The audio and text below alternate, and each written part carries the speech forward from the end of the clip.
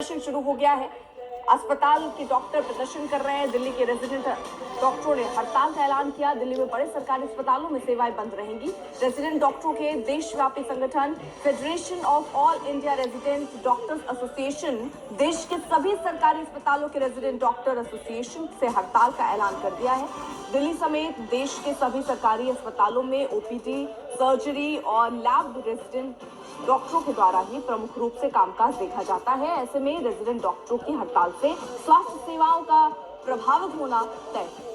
दिल्ली में Lady Hardinge Medical College, Kalawati बाल चिकित्सालय, सुचिता कृपलानी हॉस्पिटल, सफदरजंग अस्पताल, Ram Manohar Lohia hospital, Maulana Azad medical college से संबंधित लोकनायक अस्पताल, जीबी पंत दीनदयाल उपाध्याय हॉस्पिटल समेत अन्य कई सरकारी अस्पताल, वहां पर कल से ओपीडी सेवाएं, सर्जरी, लैब बंद रहेगी।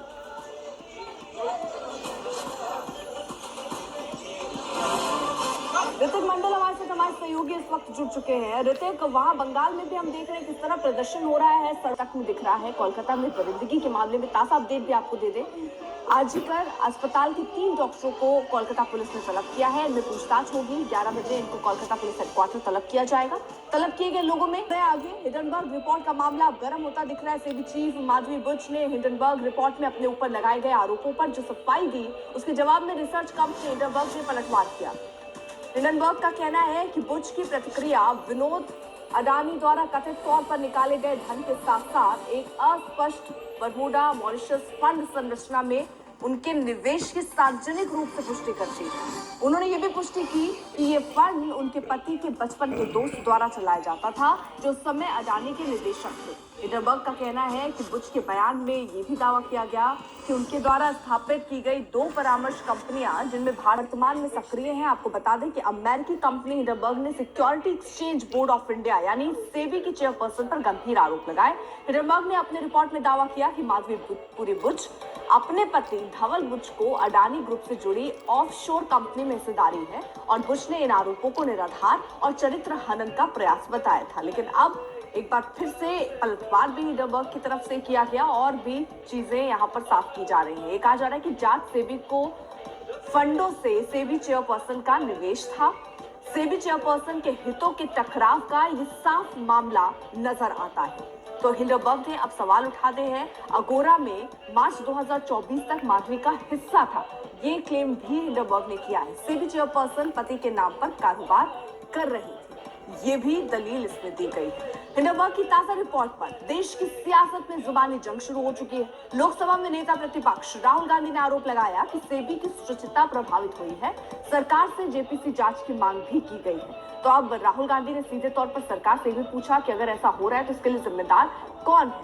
ये पूरा मामला जरा देखिए अब किस तरह से खुलता चला जा रहा है और विपक्ष इस पर निशाना भी सरकार पर साधता नजर आ रहा है। राहुल गांधी ने क्या कहा, सुनिए।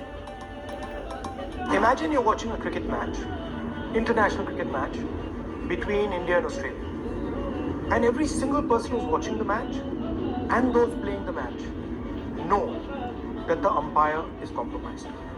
What would happen to the match? What would happen to the fairness of the match? What would happen to the outcomes? How would you feel as somebody who's participating in the match?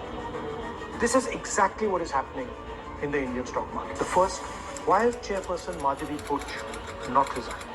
Second, God forbid something were to go wrong and investors were to lose their money. Who is responsible? Is the Prime Minister of India responsible? Is Madhavi Buch responsible? Or is Mr. Adani responsible? And finally, the Supreme Court has been looking at this matter. तो राहुल गांधी सीधे तौर पर सरकार से सवाल पूछ रहा हूं। उधर कश्मीर पर फिर फारूक अब्दुल्ला ने विवादास्पद बयान दिया। फारूक ने जम्मू कश्मीर में हो रहे आतंकी घुसपैठ के लिए सेना पर गंभीर आरोप लगाए। जम्मू कश्मीर के पूर्व सीएम और नेशनल कॉन्फ्रेंस प्रमुख फारूक अब्दुल्ला के बयान से बवाल खड़ा हो चुका है। फारूक अब्दुल्ला ने कश्मीर में हो रहे घुसपैठ के लिए आतंकियों और सुरक्षा बलों की कथित मिलीभगत को जिम्मेदार ठहराया है। तो कश्मीर की पार्टियों ने भी फारूक की अब आलोचना की है इस बयान को लेकर, जिसमें उन्होंने सरकार और सेना पर सवाल उठाए। मुझे बताइए कितनी फौज है हमारे बॉर्डर पे? मैं समझता किसी भी मुल्क में इतनी फौज है, फिर भी अखंडता के लिए उन्होंने अपने बलिदान दिए हैं। इस प्रकार की मानसिकता कहीं ना कहीं उसको घातक बनाती है। ये सोच अच्छी नहीं है। 3 पीढ़ियां भारत के संविधान की कसम लेकर के जम्मू कश्मीर में राज करती रही।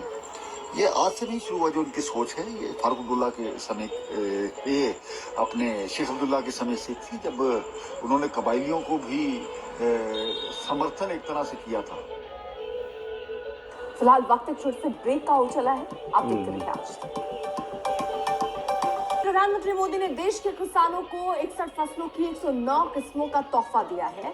मोदी पूसा और ये किस्में जारी की। किसानों और कृषि वैज्ञानिकों से भी बात की। भारतीय कृषि अनुसंधान संस्था ने 61 फसलों की नई फोर्टिफाइड किस्में तैयार की हैं और ये जलवायु अनुकूल है, तो ज्यादा पैदावार ये देती हैं और इसकी जो खासियत है उसके बारे में भी किसानों को जागरूक किया।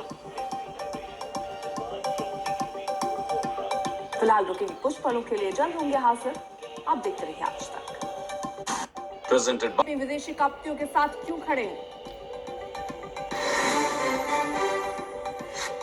सेना पर बयान को लेकर गिरे फारूक अब्दुल्ला का सेना आतंकियों की मिली भगत से घुसपैठ, बीजेपी ने ठहराया शर्मनाक, कहा कर रहे हैं गुमराह।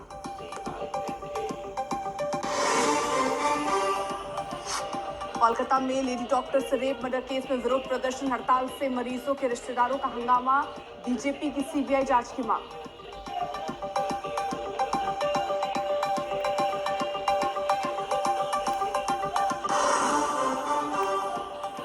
बांग्लादेश में नई कमान के बाद भी हालात बेकाबू, यूनुस आजाद आज हिंदू समुदाय के संसद से सड़क सेना की तैनात।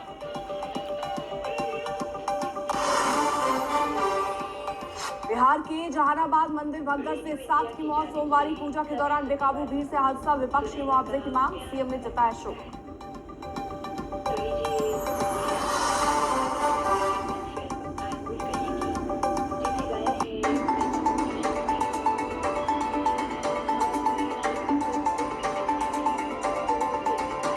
You are going to be in prime time, Arpita,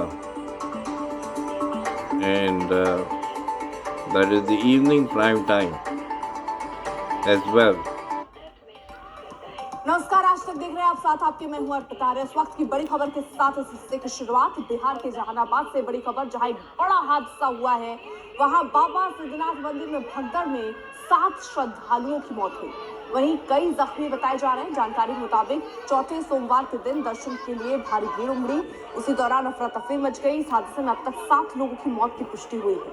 ये 2 तस्वीरें What happened to more than 150 people who died recently with that guy who used to take bath in fucking milk, and they make sweets out of that shit. Milky bits.